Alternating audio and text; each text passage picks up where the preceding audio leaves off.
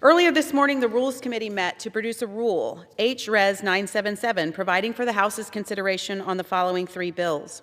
First, the rule provides for H.R. 4593, the Shower Act, to be considered under a closed rule. It provides 1 hour of debate.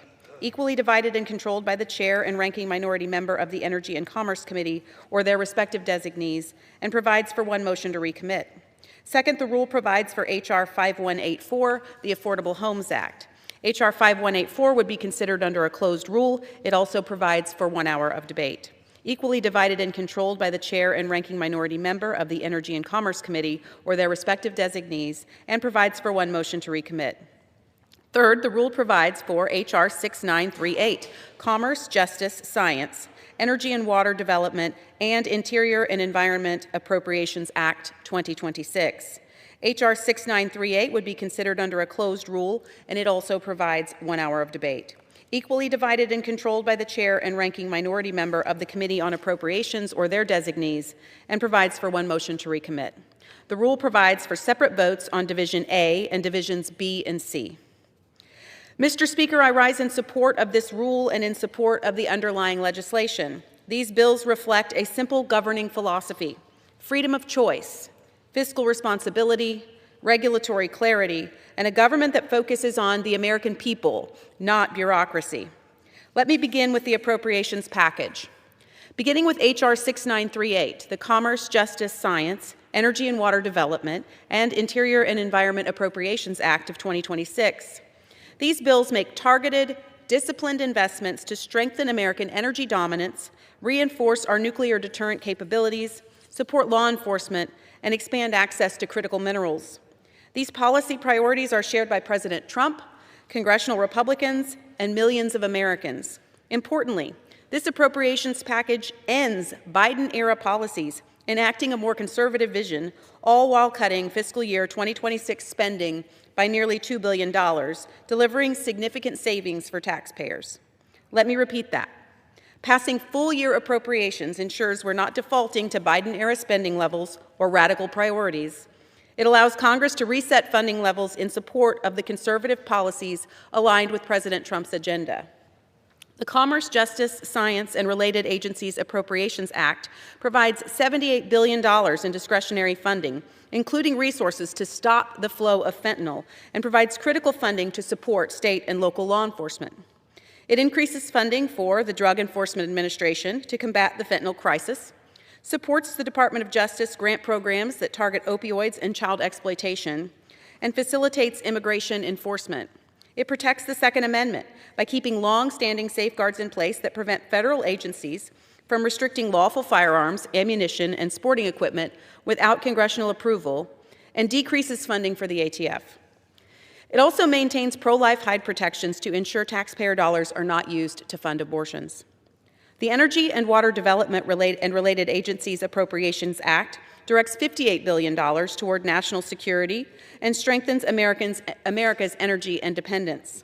These investments are essential to restoring American leadership in nuclear energy and achieving the administration's goal of dramatically expanding nuclear capacity by mid-century.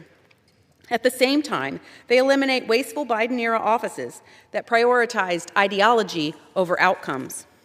The Interior, Environment, and Related Agencies Appropriations Act provides $38 billion to expand access to public lands, reverse harmful regulatory overreach, and rein in agency budgets. It increases funding for responsible onshore and offshore energy development in oil and gas, exempts farmers and ranchers from burdensome greenhouse gas emissions reporting schemes, and reduces funding for the EPA. In addition to these wins for the American people, I'm proud that my office was able to secure $8 million in community project funding for Indiana's 9th Congressional District. This funding will support projects including a riverbank stabilization plan for the Ohio River shoreline in Clarksville, Indiana, and support booster pump stations that are needed to increase water capacity to serve constituents in Bloomington, Monroe County, and the home of our Indiana University football students at Indiana University. Funding in this package will also provide residents and businesses in Brown County with long and greatly needed sewer services and support for the City of Madison's stormwater mitigation project to reduce flooding and improve water quality. These investments will support critical infrastructure and local priorities that communities themselves identified, bringing improvements from shoreline protection to water systems to supporting economic development that will directly benefit residents across the 9th District.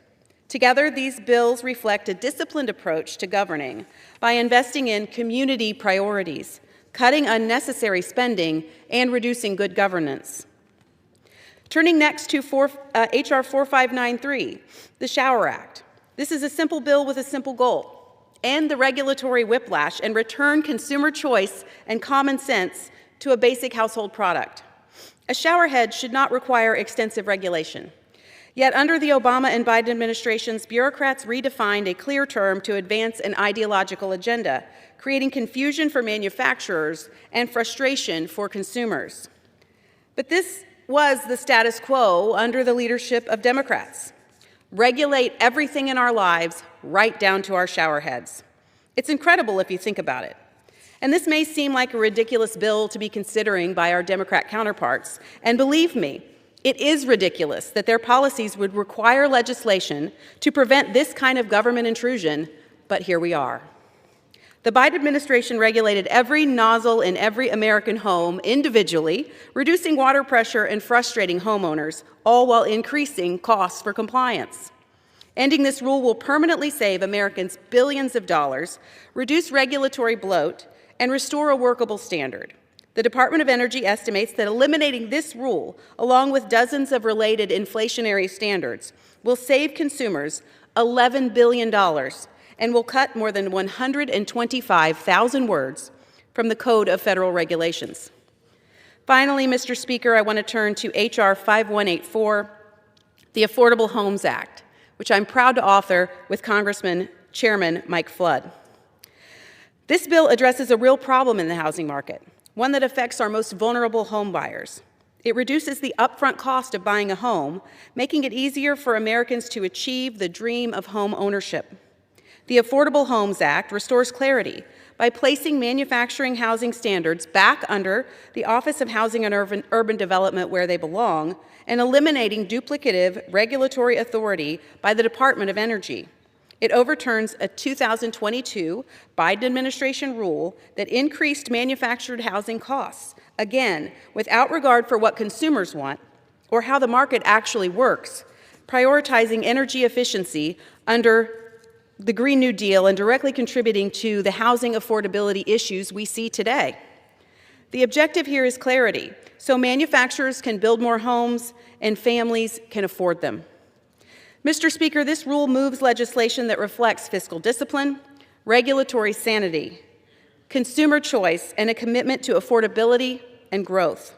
I urge my colleagues to support the rule and the underlying bills. I reserve the balance of my time.